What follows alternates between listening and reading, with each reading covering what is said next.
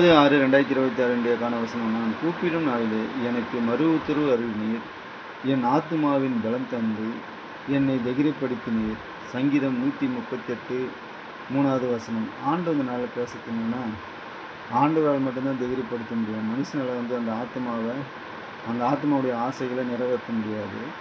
ஏன்னா அந்த ஆத்மாவுடைய ஆசைகள் என்னென்னா அவன் காயத்தான் படுத்த முடியும். காயப்பட்டோட காயத்தை ஆற்றிடலாம். அந்த ஆத்மாவுடைய காயத்தை ஆற்ற முடியாது. இந்த நாளில் ஆண்டவர் பேசுகிற யாருக்காக பேசுகிறாரு தெரியல. ஏன் இதை நான் சொல்ல வரேன்னா, எங்கள் ஊரில் ஒருத்தர் இருந்தார். அவர் என்ன பண்ணார், நல்லா தான் இருந்தார், சாமியாரானார், நல்லா வேலைக்கெலாம் போய்ட்டு வேலைலாம் செஞ்சார். கொஞ்ச நாள் இருந்தார். கொஞ்ச நாள் பொறுத்து அவங்க அம்மா மரிச்சிட்டாங்க. அவர் என்ன ஆனார், அவர் யாரும் அந்த ஆத்மாவுடைய ஆசைகளை நிறைவேற்ற முடியல. அவர் என்ன ஆனார், பைத்தியமாகிட்டார். நான் ஆண்டவர்கிட்ட பேசுவேன், ஆண்டவர்கிட்ட நான் கேட்பேன், ஆண்டவரே நிறைய பேர் பைத்தியமாக இருக்கிறாங்களே எதனாலன்ட்டு நான் கேட்பேன். ஆண்டவர் என்ன சொல்லுவார், ஆண்டவர்கிட்ட ஊழியக்காரங்க என்ன சொல்லுவாங்க, ஆண்டவர் என் கூட பேசினார், ஆண்டவர் வெளிச்சத்தை நான் கண்டேன், ஆண்டவர் ஆண்டவர் என்னை என்கிட்ட இப்படி பேசினார், ஆண்டவருக்கு நம்ம பேசணும்னு நினச்சா கண்டிப்பாக ஆண்டவர் பேசுவார் அப்படின்னு நம்ம கிட்ட சாட்சி சொல்லுவாங்க. அற்புதமாக சொல்லுவாங்க. ஒவ்வொரு சாட்சியும் கேட்கறதுக்கு ஆச்சரியமாக இருக்கும்.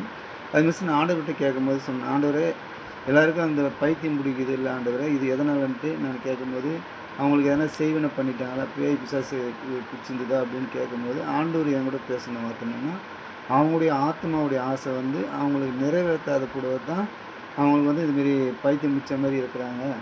அவங்க ஆசையை நிறைவேற்றினா கண்டிப்பாக அவங்களுக்கு பைத்தியம் கிடையாது. சிலர் அப்படி தான் ஏற்றுக்குவாங்க. திடீர்னு இருக்கிற நல்லா இருக்கும், திடீர்னு எப்படி பைத்தியம் பிடிக்கும், அவங்களுடைய ஆசைகள் நிறைவேற்ற முடியல. அவங்களோட ஆசைகள் அவங்க வேறு யார்கிட்டையும் சொல்ல முடியல. சொன்னாலும் அதை நிறைவேற்றத்துக்கு முடியாத காரணத்தினால தான் அவங்க என்ன பண்ணுறாங்க, பைத்தியம் மாரி இருக்கிறாங்க. நடிக்கலாங்க, பைத்தியம் மாரி இருக்கிறாங்க. அதே அவங்க ஆசைகள் நிறைவேற்றத்துக்கு அவங்கக்கிட்ட என்ன ஆயிருன்னா தைரியம் இல்லை. அது மட்டும் இல்லை, அவங்கக்கிட்ட அதை சொல்கிறதுக்கு அந்த மனத்தன்மை இல்லை. அது சொல்ல முடியாமல் சூழ்நிலை இருந்து தான் அவங்க என்ன பண்ணுறாங்க, அதுமாரி சூழ்நிலை மாறிடுறாங்க. அது மட்டும் இல்லை, அவங்க மரணத்துக்கு கூட போயிடுவாங்க. சிலர் நல்லா தான் இருப்பாங்க. அவங்களுடைய ஆசைகள் யார்கிட்டையும் சொல்ல முடியாது. அவங்களுக்கு திடீர்னு ஹார்ட் அட்டாக் வந்துடும். அப்படி இல்லைன்னா அவங்க சூசைட் பண்ணிக்குவாங்க.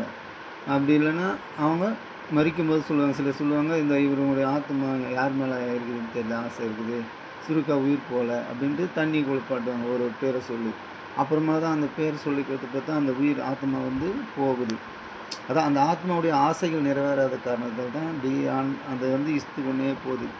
ஆண்டவனால யாருக்காக பேசுகிறாரு தெரியல. அந்த ஆத்மாவை தைரியப்படுத்துறதுக்கு ஆண்டவரால் மட்டும்தான் முடியும். ஆண்டவரால் மட்டும்தான் அதை தைரியப்படுத்த முடியும். மனுஷனால் முடியாது. மனுஷன் காயப்படுத்தும், அந்த காயத்தை கூட காயப்பட்டால் கூட ஆறிடும். ஆனால் ஆத்மாவுடைய வலி ஆறாது.